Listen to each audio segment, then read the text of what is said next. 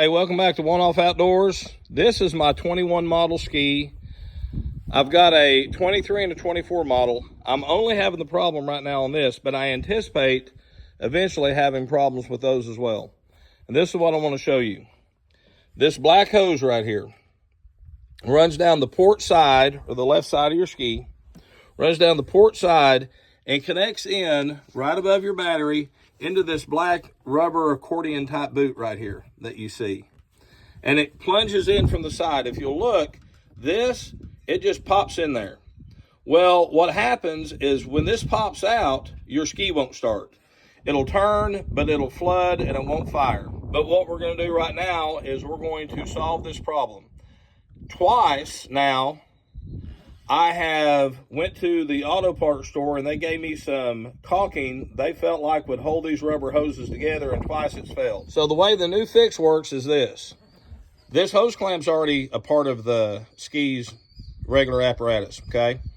I've put in a zip tie going one direction and the zip tie going the opposite direction. I'm going to push this back into this boot, which is not an easy thing to do. When you push this back into this accordion, there's no real structure to it, so it collapses on you. So it is an effort to get this shoved back in. Use this jug and this screwdriver to try to illustrate what a Herculean effort it is going to take for you to stab that 1-inch hose back into that accordion rubber hose. If you just try to push, it's just going to collapse, and there's nothing you can do to make it work. So you got to get that hose, and you got to, the plastic piece that's on the end, again, you got to just hook that, and then put downward pressure, and then start to shove in, and do a little bit of a twist as you're pushing in.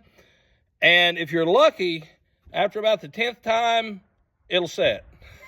In order to get this to slide back in that hole, it's tough, especially if it's dry and the spit doesn't work very good, but the silicone spray does. So if you don't have some silicone spray, get you some. I use it on my trolling motor shaft all the time. Keeps it loose, keeps it smooth, makes it run well. So these are some important measurements to remember. So this is the way your hose is going in. This is the top and this is the bottom.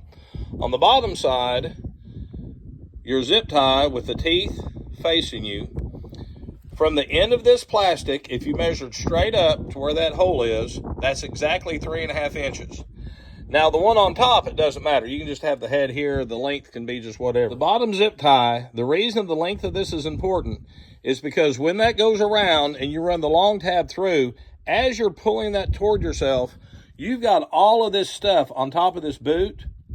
And if this piece is too long, then all that's going to get on top of this boot and you're not going to be able to cinch it down. So this needs to end down here in this bottom third. So then as you tighten it, you'll have all this space right through here to cinch that down.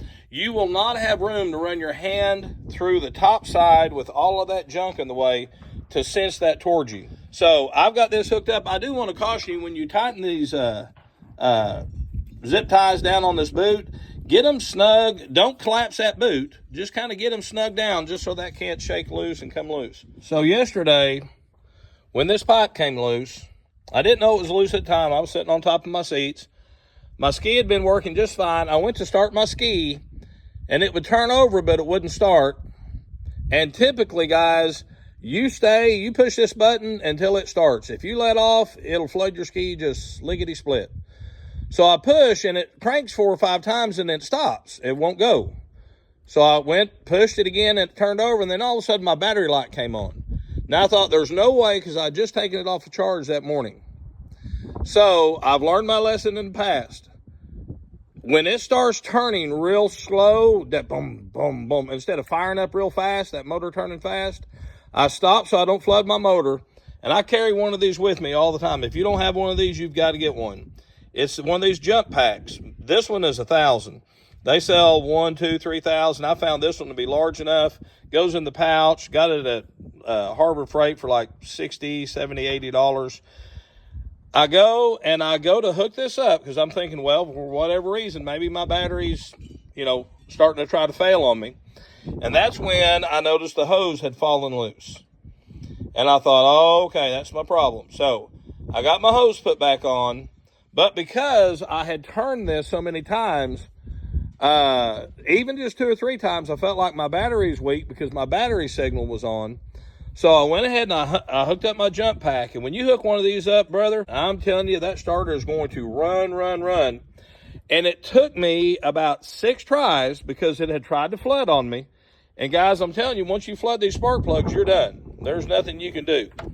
So I tried to start it, gave it some gas, let it go, tried to start it, let it rest for about a minute, and started it, tried it again, let it rest a minute, and finally it fired up. I get home today, and I'm doing all this, and my charger port, see that light flashing at the top? That means it's fully charged.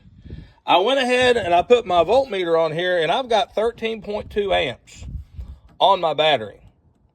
So this was never not charged. Even though my dash said it was, it all had to do with this. All right, guys, again, please leave me a comment if you've ever had this happen to you. Make sure you like, share, and subscribe to my channel at One Off Outdoors. Y'all have a blessed day.